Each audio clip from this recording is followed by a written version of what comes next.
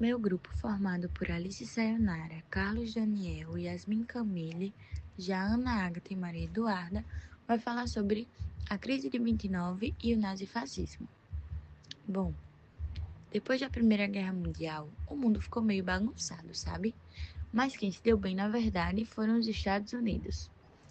Eles saíram da guerra fortes, cheios de grana e começaram a viver uma fase muito boa que ficou conhecida como os Anos Loucos ou até mesmo os anos 20. Era uma época em que todo mundo queria consumir, porque tinha muita coisa no mercado, seja carros, rádios, eletrodomésticos e várias outras novidades que a indústria estava jogando no mercado. Só que esse crescimento tinha um detalhe: não era tão sólido assim, porque muita gente vivia endividada por passar tudo no crédito. E a produção das fábricas era maior do que a galera realmente precisava por conta disso.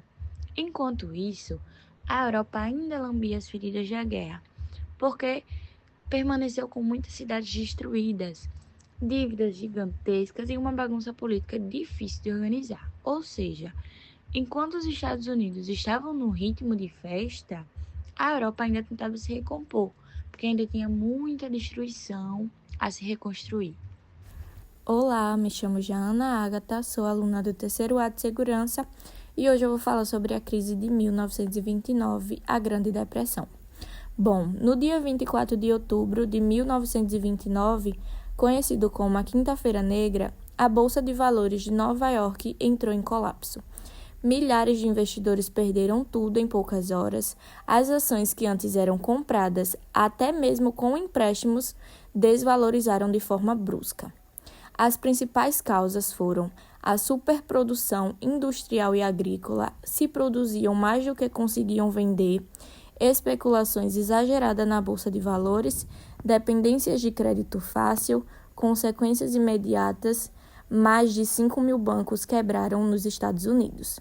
Empresas faliram em massa, o desemprego atingiu cerca de 15 milhões de pessoas só nos Estados Unidos. A crise se espalhou pelo mundo porque os Estados Unidos eram credores de vários países. Sem os empréstimos americanos, a economia global entrou em recessão. Impactos da crise no mundo.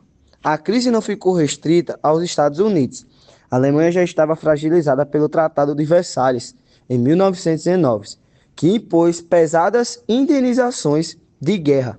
Com a crise, a miséria aumentou e o povo perdeu a confiança no governo. A Itália enfrentava instabilidade políticas, greves, pobreza e modo do avanço do socialismo. Brasil, a crise afetou a economia cafeeira, já que os Estados Unidos eram grandes compradores. O preço do café despencou, abalando a política do café com leite. A crise mostrou a fragilidade do capitalismo liberal da época, onde o Estado quase não intervinha na economia.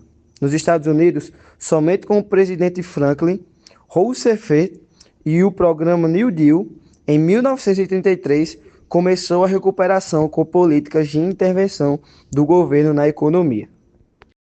Nesse clima de crise e bagunça depois da Primeira Guerra, começaram a surgir uns governos bem autoritários que prometiam devolver a força, a ordem e a grandeza para os seus países. Foi daí que nasceram o fascismo na Itália e o nazismo na Alemanha. Na Itália, quem apareceu foi Benito Mussolini, em 1922. Ele defendia o Estado superforte, cheio de nacionalismo e militarismo, e era totalmente contra o comunismo. Quem não concordava com ele acabava perseguido, já que o regime usava propaganda e o medo para controlar a população. Já na Alemanha, nos anos 1930, surgiu Adolf Hitler com o Partido Nazista. Além de nacionalismo e do militarismo, o nazismo levava isso a outro nível com ideias racistas e antissemitas. Ele acreditava que existia uma raça ariana superior e usavam isso como desculpa para perseguir judeus, ciganos, negros e várias outras minorias. Apesar das diferenças, os dois regimes tinham muita coisa em comum. Eram ditaduras autoritárias, usavam censura, perseguiam opositores, faziam propaganda pesada para manipular a galera e viam a guerra como algo positivo, uma forma de expandir e fortalecer a nação. Oi, eu sou Yasmin e vou finalizar aqui o nosso trabalho. Contudo, eu preciso só salientar mais uma partezinha que minha amiga acabou de falar. Aqui no Brasil também existiu o fascismo. Para quem não sabe, pois é, existiu.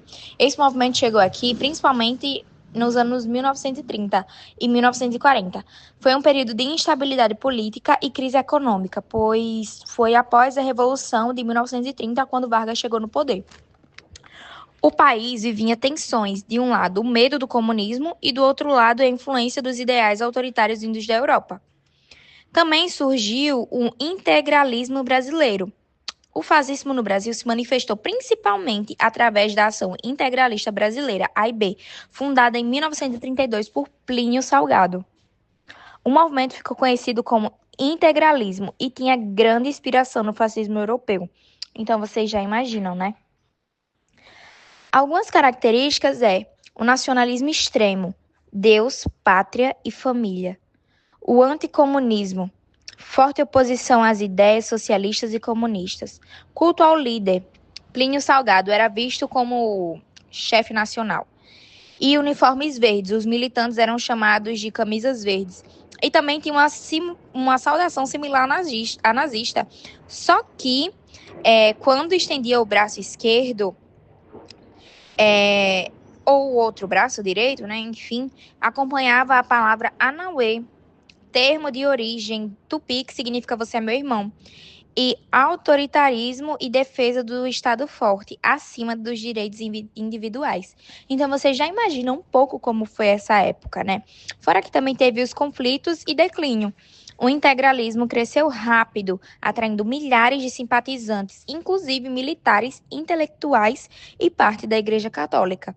Entrou em confronto direto com os comunistas no Brasil, como na Intentona Comunista de 35. Em 37, Vargas deu o golpe do Estado Novo, implantando a ditadura. E no início, os integralistas simpatizaram, mas logo Vargas proibiu todos os partidos políticos, inclusive a AIB. Em 38, os integralistas tentaram dar um golpe contra Vargas, mas fracassaram. Após isso, o movimento perdeu a força e foi extinto oficialmente. Então, assim, em conclusão, o fascismo no Brasil não se consolidou como na Itália ou na Alemanha, mas teve forte expressão através do integralismo. Deixou marcas no autoritarismo político e no fortalecimento da ideia de que os regimes fortes poderiam salvar a nação. Esse episódio mostra como ideias totalitárias podem se adaptar a diferentes contextos nacionais, mas também como podem ser derrotados quando não encontram apoio suficiente para se manter no poder. E agora, de fato, realmente concluindo, vou falar a relação entre a crise de 29 e o nazifascismo. A crise de 29 foi um marco que abriu o caminho para o avanço do nazifascismo na Europa. O colapso econômico trouxe miséria, desemprego em massa e descrença nas democracias, criando um terreno fértil para o surgimento de líderes autoritários que prometiam soluções rápidas para problemas futuros. Na Alemanha, Hitler usou a crise para ganhar apoio popular, prometendo emprego, desenvolvimento e a recuperação do orgulho nacional. Na Itália, Mussolini já estava no poder desde 22, mas a crise reforçou a ideia de que apenas regimes fortes poderiam salvar a nação. Esses regimes acabaram levando à Segunda Guerra Mundial, que foi de 39 a 45. Com consequências devastadoras. Contudo, a crise de 29 mostrou como problemas econômicos podem gerar consequências políticas graves. O nazifascismo foi a resposta autoritária a uma população desesperada. Esse período nos ensina a importância da democracia, da justiça social e da vigilância contra regimes totalitários. Gostaria de agradecer a atenção de vocês e muito obrigada.